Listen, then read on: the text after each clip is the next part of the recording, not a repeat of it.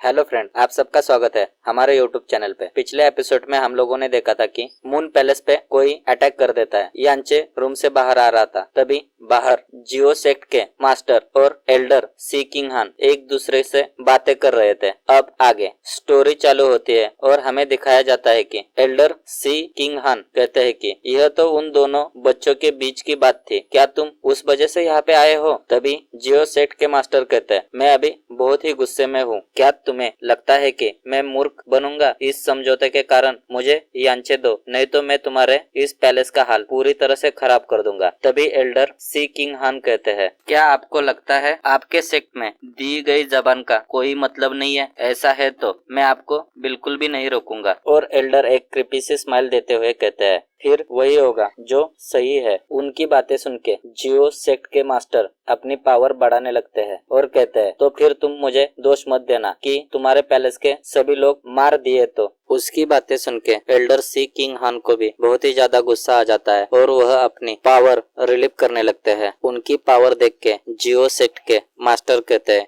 यह तो वर्ल्ड अर्थ advance level पे है। और वह एल्डर सी किंग हान से कहते हैं, तुम्हारे इतनी ज्यादा पावर के साथ तुम किसी भी बड़े सेक्ट के लीडर बन सकते हो, लेकिन तुम इस घटिया से प्लेस पे क्यों रुके हो? उसकी बातें सुन के एल्डर कहते हैं, तुम्हें इस बात से कोई मतलब नहीं होना चाहिए। मैं कहाँ पर भी रहूं, मैं अपनी सेवा अपने किंगडम को दे रहा हूँ। मैंने आज ही उससे प्रॉमिस किया है कि मैं उसे इस पैलेस के अंदर जरूर प्रोटेक्ट करूंगा, तो तुम यहाँ पर से निकल जाओ। उनकी बातें सुन के जियो सेक्ट के एल्डर हंसने लगते हैं और कहते हैं, मैंने तुम्हें समझाने की बहुत कोशिश की, लेकिन अब तुम तुम्हारे पैलेस के हाल के लिए खुद ही जिम्मेदार होगे। उसकी बातें सुन के एल्डर सी किंग हान कहते हैं, तुमने मेरे पैलेस के बारे में बहुत कुछ कहा है। ऐसे कहते हुए वह अपनी एनर्जी रिलीव करने लगते हैं और कहते हैं, तुम्हें इसका फल जरूर भुगतना पड़ेगा। तभी जियो सेक्ट के मास्टर कहते हैं, मैं मरने से बिल्कुल भी नहीं डरता हूँ, क्योंकि मेरे पीछे पूरा जियो सेक्ट है। वह तुम्हारे इस छोटे से पैलेस को पूरी तरह से खत्म कर सकता है। और तो और मेरा बेटा भी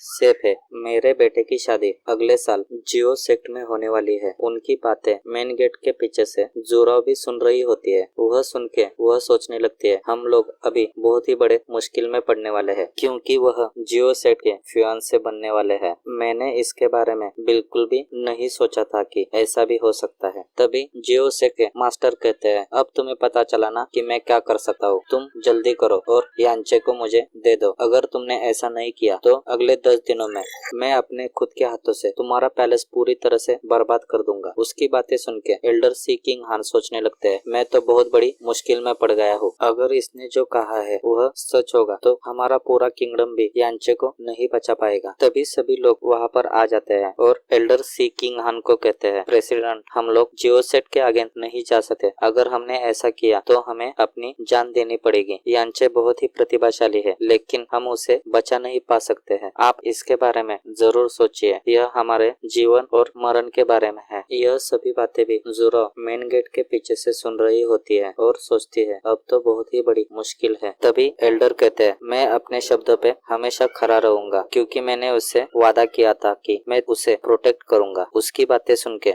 जियो सेक्ट के मास्टर कहते हैं, क्या तुम अभी भी उसको प्रोटेक्ट करना चाहते हो? उसकी बातों पे गौर करने के बाद एल्डर सी किंग हान कहते हैं, 10 दिन तो बहुत है। इतने दिनों में मैं यांचे को सेक्ट से निकाल दूंगा, फिर उसके साथ तुम्हें जो करने का होगा वह कर सकते हो, और उस वजह से हमारे सेक्ट पे भी कोई प्रॉब्लम नहीं आएगा। उसकी बातें सुन के जियो सेक्ट के मास्टर कहते हैं, तो फिर ठीक है, मैं तुम्हें 10 दिन देता हूँ, तुम्हारे बातों पे भरोसा रख के। तभी जियो सेक्ट के मास्टर के साथ आए हुए बंदे कहते हैं, अगर यांचे इन दिनों में यहाँ पर से भाग गया तो हम लोग क्या करेंगे? एल्डर कहते हैं, तो फिर ऐसा करो कि यहाँ पे चारों ओर अपने बंदों को फैला दो और जैसे ही वह बाहर आए उसे मार दो। यह सारी बातें यांचे भी सुन रहा होता है और मन में सोचता है कि मैंने ऐसा नहीं सोचा था कि यह लोग मुझे बचाएंगे, और तो और उन्होंने मेरे लिए अपनी जान भी मुश्किल में डाली है। ऐसा कहते हुए यांचे वहाँ पर से वापस लौटने लगता है। तभी पीछे से जोराव आ जाती है और यांचे को बुलाने लगते हैं। यांचे वहाँ पर ही रुक जाता है। तभी पीछे से जोराव आती है और कहने लगती है, ब्रदर यांचे, मैं तुम्हें बहुत ही देर से ढूंढ रही थी, लेकिन आखिरी आखिरकार तुम मुझे यहाँ पर मिल ही गए। तभी यांचे रुक जाता है और कहता है, सिस्टर जुराव, तुम मुझे क्यों ढूंढ रही थी? क्या तुम्हारे साथ कुछ गलत हुआ है? जुराव कहती है, तुम अपनी लाइफ क्यों खतरे में डालते हो हमेशा? तुम्हें बचाने के लिए मैंने बहुत कुछ ट्राई किया लेकिन बचा नहीं पाई। तभी यांचे कहता है, सिस्टर जुराव, आप मेरे साथ बहुत ही काइंड हो, क्या आप मेरी सेकंड वाइफ बनना चाहते हो? जुराव उसके सर के ऊपर एक टपली मारती है और कहती है, तुम बहुत ही